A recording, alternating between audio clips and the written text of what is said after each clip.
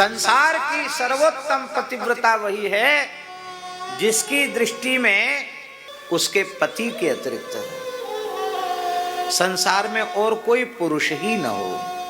पुरुष भाव से वह केवल अपने पति का ही अनुभव करती हो, वो उत्तम पतिव्रता है।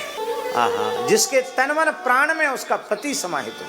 अब उल्टा का लक्षण करने की तो आवश्यकता है नहीं।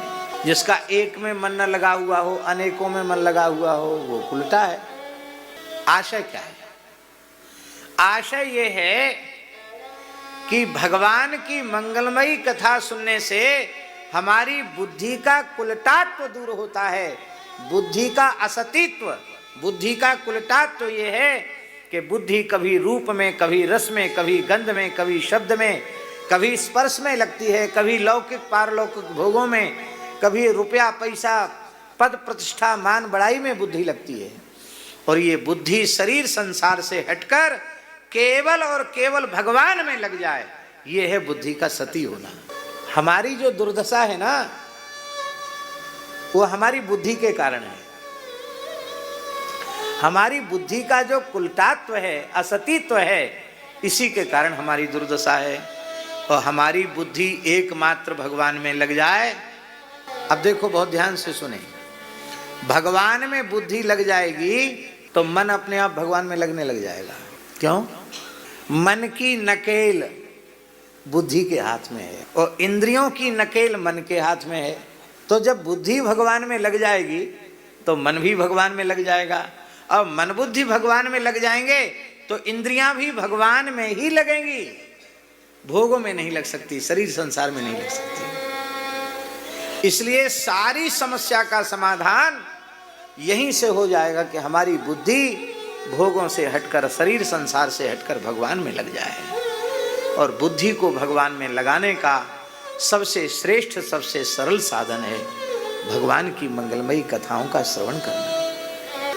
हे राजन, सृष्टि के सभी महात्माओं ने, योगियों ने एक स्थान पर एक साथ बैठकर निर्णय कर दिया कि जीवों के कल्याण का सबसे श्रेष्ठ और सबसे सरल साधन है एतन्निर्विद्यमानानाम इच्छताम कुतो भयम योगिनाम नृपनिर्णीतम हरेर्नामानुकीर्तनम।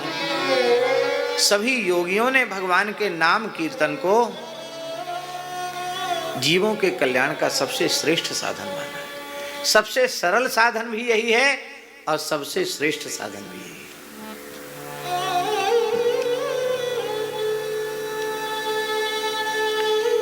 देखिए, पहले 3 साधन बताए, श्रवण, कीर्तन और स्मरण। अब एक साधन बता रहे हैं, कीर्तन।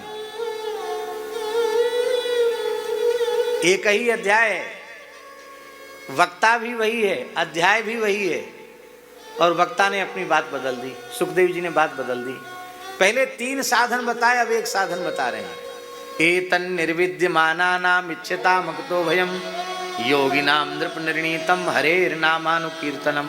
श्रवण निरर्थक है और स्मरण निरर्थक है। यहाँ सुखदेव जी कहना, गुरु जी ये चाहते हैं कि कीर्तन अंगी है और श्रवण और स्मरण ये दोनों उसके अंग हैं। अंग के बिना अंगी रह सकता है, पर अंगी के बिना अंग नहीं रह सकता। श्रवण का फल है कीर्तन।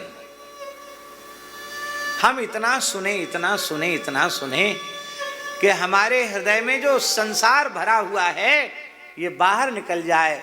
लबालब भगवत भागवत चरित्र चरितामृत ही परिपूरित हो जाए, भर जाए। और इतना भर जाए कि जब वाणी मुखरित हो तो भगवन नाम, भगवत चरित्र ही वाणी से प्रकट हो, पर निंदा पर चर्चा प्रकट न हो। जब मन में भगवान भरे हुए नहीं होते हैं तो कथा वार्ता के नाम पर भी पर निंदा पर चर्चा निकलती है, भगवान की बात नहीं निकलती है। चाहे जितना बड़ा शास्त्रों का पंडित ही क्यों न हो, मन यदि राग द्वेष से भरा हुआ है तो जो भीतर भरा हुआ होगा वही वाणी से निकलेगा। लोग 3 घंटे 4 घंटे कथा में बैठते हैं, अच्छी बात है, बैठना चाहिए। और कथा से उठते ही फिर संसार की चर्चा शुरू। अरे भाई, तो आपने सुना क्या? ऐसे सुनो कि हृदय में ऐसी चर्चा भर जाए कि कथा से उठो, पति पत्नी चर्चा करें तो भगवत चर्चा करें, भाई बहन चर्चा करें तो आज हमने कथा में ये बात सुनी, पिता पुत्र चर्चा करें तो भगवत चर्चा करें, भाई भाई चर्चा करें तो भगवत चर्चा करें, मित्र मित्र से चर्चा करे तो भगवत चर्चा करे। यह है सुनने का फल।